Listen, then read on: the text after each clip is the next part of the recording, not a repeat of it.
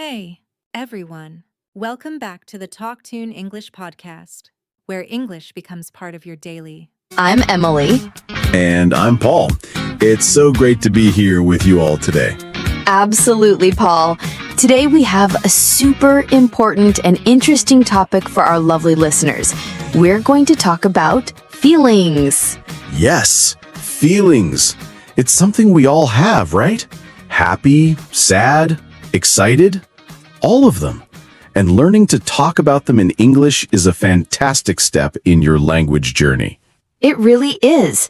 Before we jump in, a quick friendly reminder to everyone watching or listening, please share this episode with your friends who are learning English, subscribe to Mr. English channel if you haven't already, and hit that like button. It really helps us a lot. And we love seeing your comments too. Let us know what you think. Okay, Paul. Let's start with why talking about our feelings is so important. Sometimes it can feel a little bit difficult, right? Yes, it can. But it's so good for us, Emily. When we talk about how we feel, it helps our mental health. It's like letting out a little bit of what's inside. Exactly. It's not good to keep everything inside. And when we express our feelings, it helps us with communication. People understand us better. That's true. If I'm feeling happy and I tell you, Emily, I'm so happy today, you understand me better. And it helps our relationships too, with friends, with family. Oh, totally. If I'm feeling a bit sad and I tell my friend, I'm feeling sad today, my friend can say, "Oh, I'm sorry to hear that. Can I help?" It builds a stronger connection. It's like a little bridge between people. That's a great way to put it, Emily. So talking about feelings is good for our mind, good for understanding each other, and good for our friendships. Wow. Yes. Wow. Now, for our amazing English learners, let's go over some basic words for feelings. These are words you hear every day. Absolutely. Let's start with some easy ones. The first one everyone knows is happy. Yes, when you smile, when you laugh, you are happy. Like right now, I'm feeling happy talking to you, Paul. Me too, Emily. Then we have sad. When you cry, when you feel a bit down. Oh, yeah. Like when it rains all day and you wanted to go outside, you might feel a bit sad. Right. And then there's angry. When you feel hot, maybe you want to shout a little. Like when you miss the bus, you might feel a little angry. Oh, yes, that's a good one. And what about tired? When you want to sleep. Oh, I feel tired sometimes after a long day of talking on podcasts. Just kidding. But seriously, after a long day, you feel tired. Good one. And excited. When something good is going to happen. Like before a holiday trip, you feel so excited. Yay! Exactly. And scared. When something makes you feel a bit afraid. Like watching a spooky movie, you might feel scared. Ah! Or when you hear a strange noise at night. And finally, for our basic list, nervous. When you have a big test or you have to speak in front of people. I remember feeling nervous before my first podcast, but now I feel happy. See, practice makes perfect. Now, a very important tip for our listeners, the difference between I feel and I am. Oh yes, this is very useful. When we talk about feelings, we often say, I feel happy or I feel sad. That's right. It describes your current state, how you are feeling right now. But you can also say, I am happy or I am sad. Both are correct. Yes. So you can say, I feel tired or I am tired. Both mean the same thing. Don't worry too much about the difference at this stage. Just pick one and use it. Perfect advice, Paul. Okay, now let's try some more specific feelings. These words can help you describe how you feel in more detail. Ooh, I like this. First, frustrated. This is when you try to do something, but it's very difficult and it's not working. Yes, like when you try to put together some furniture and the instructions are unclear. You might feel very frustrated. Brr. Exactly. And overwhelmed. This is when you have too much to do, too many things on your mind, and you feel like you can't manage it all. Oh, that's a common one for students, right? Too much homework, too many tests. You might feel overwhelmed. Too much. Exactly. And anxious. This is similar to nervous, but maybe a bit stronger. It's when you worry a lot about something, maybe something that hasn't happened yet. Like before a very important job interview, you might feel very anxious about it. Your stomach might feel a bit funny. Yes. And proud. This is a good feeling. When you do something well or someone you love does something well, you feel proud. Like when you finish a big project. You feel so proud of your work. Yay! I did it! Or when your child learns to ride a bike, you feel so proud. Ah, that's a lovely feeling. And lonely. This is when you feel alone, even if there are people around. You just wish you had someone to talk to. Yes, sometimes we all feel a little lonely. It's okay to feel that way. Absolutely. Then we have confident. This is when you believe in yourself and your abilities. You feel strong and ready. Like when you know the answer in class and you feel confident to raise your hand. Yes. And finally, for this section, disappointed. This is when something you hoped for doesn't happen, and you feel a bit sad because of it. Oh, like when your favorite team loses the game. You feel very disappointed.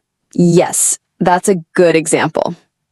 Now, let's talk about how to describe how strong a feeling is. We can say a bit sad or completely devastated. This is super useful. A bit sad means a little sad, like if your ice cream falls on the ground. Oh no, so sad. But completely devastated means very, very sad, like if you lose something very important to you. Exactly. Or a little bit nervous versus extremely anxious. Extremely means very, very.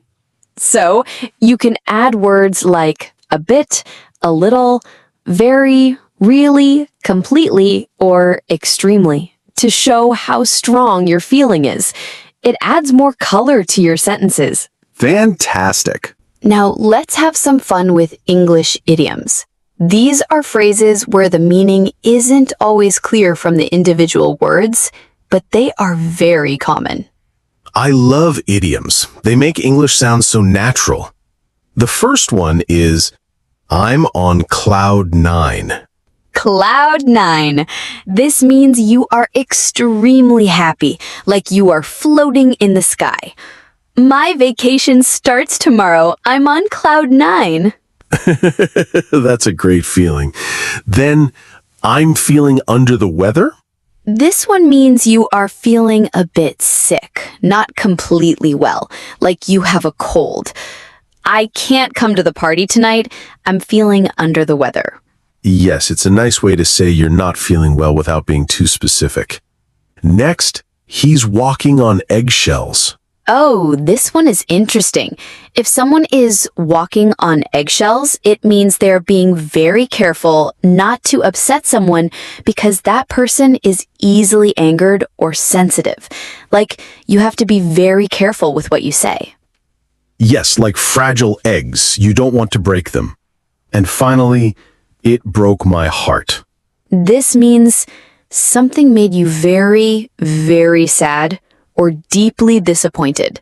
Like, when my dog ran away, it broke my heart. Oh, that's so sad, Emily. These idioms are really fun, but they take a little practice to remember. They do, but hearing them and using them will make them stick. So, we've talked about how to say how we feel.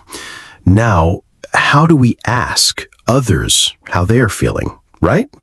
Yes, it shows you care. A simple one is, "How are you?" But sometimes people just say, "I'm fine." If you want to know more, you can ask, "How are you really feeling?" That's a good one. It shows you are truly interested. Or if someone looks a little sad, you can ask, "Do you want to talk about it?" Perfect. It gives them a chance to share, but they don't have to if they don't want to. It's an open door. And another one, if someone seems deep in thought or worried, you can say, "Is something on your mind?" Ooh, I like that one, Paul. Is something on your mind? It means, are you thinking about something difficult? Or are you worried? These are very gentle ways to ask. These questions are so helpful for connecting with people. And after someone shares their feelings, how do we respond? We want to be kind and understanding. We call this empathy. Yes, empathy means understanding and sharing the feelings of another person. So if someone tells you they're sad, you can say, "That must be really hard." That must be really hard. It shows you understand that their situation is difficult, or I understand how you feel. Yes, it means you can relate, even if you haven't been in the exact same situation. Another good one is, "I'm here for you." I'm here for you. This is so powerful. It means I will support you. You are not alone. And a simple but very important one, thanks for sharing that with me. Yes, when someone shares their feelings, it's a big step. So saying, "Thanks for sharing that with me," shows appreciation and trust. It encourages them to share again in the future. These phrases really help build strong relationships. Okay, Paul, let's imagine some real-life situations and how we can use our new feelings vocabulary. Great idea. Let's say you had a really bad day at work. How would you describe your feelings? After a bad day at work, I might say, "I'm feeling tired and a bit frustrated today. The computer was slow and I had too many meetings." Good one. Or, "I'm feeling a bit overwhelmed after all that work today." Perfect. Now, what about describing excitement before a trip or a big event? Oh, that's easy. "I'm so excited for my vacation next week. I can't wait." Or, "I'm on cloud 9 about the concert tomorrow." Love it. And what if you want to express sadness after a breakup or a disappointment? This can be difficult, but it's important to talk about. Yes, it is. You might say, "I'm very sad about the breakup. It broke my heart." Or, "I'm really disappointed that the project didn't work out." These examples show how we can use different words to match the situation. It makes your English sound much more natural. Exactly. Practice these in your head or even out loud. Now, let's talk about feelings at work. Sometimes it's hard to talk about stress in a professional way. It is, but it's also important for our well-being. If you're feeling too much pressure, you can say, "I'm feeling a bit burned out." Burned out means you are extremely tired and stressed from too much work, like a candle that has burned completely down. Yes. And if you need a break, you can say, "I need a mental break." A mental break means you need a short time away from work or thinking just to relax your mind. It's very common to feel this way sometimes. These phrases are good for talking to a manager or a colleague if you need to. They are polite and professional. Very useful. Paul, let's talk a little bit about how different cultures express emotions. It's really interesting. Oh, yes. In some cultures, people might not talk about their feelings as much. They might keep them more to themselves. That's right. And in other cultures, it might be very normal and even expected to share how you feel openly. Sometimes English can feel a bit more direct or open when talking about feelings compared to some other languages. Yes, exactly. In English-speaking cultures, it's often seen as a good thing to be able to express your feelings clearly. It shows honesty and helps build trust. So when you are learning English, you are also learning a little bit about the culture that goes with the language. It's part of the journey. Exactly. Don't be shy to try expressing yourself. It's a skill, just like learning grammar. Okay, Paul, we're almost out of time, but before we go, what are some final tips for our listeners to improve their emotional vocabulary? My first tip is keep a feelings journal in English. Ooh, I love that. Every day, write down how you feel.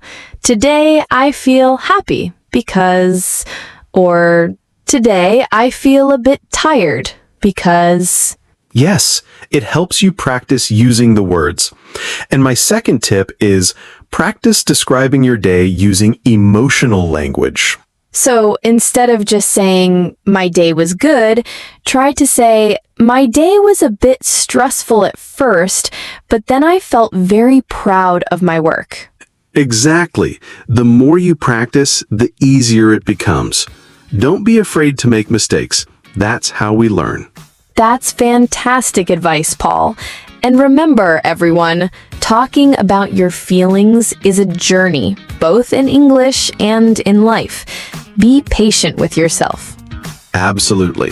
And we are so proud of all of you for learning and growing with us. Well, that's all for today's episode of Mr. English Channel. Thank you so much for joining us. Yes, thank you. Remember to subscribe to our channel, share this video with your friends, and hit that like button. And we would love to hear from you. Leave a comment below and tell us, how are you feeling today? Or what was one time you felt super excited? We can't wait to read your comments. See you next time, everyone. Bye-bye.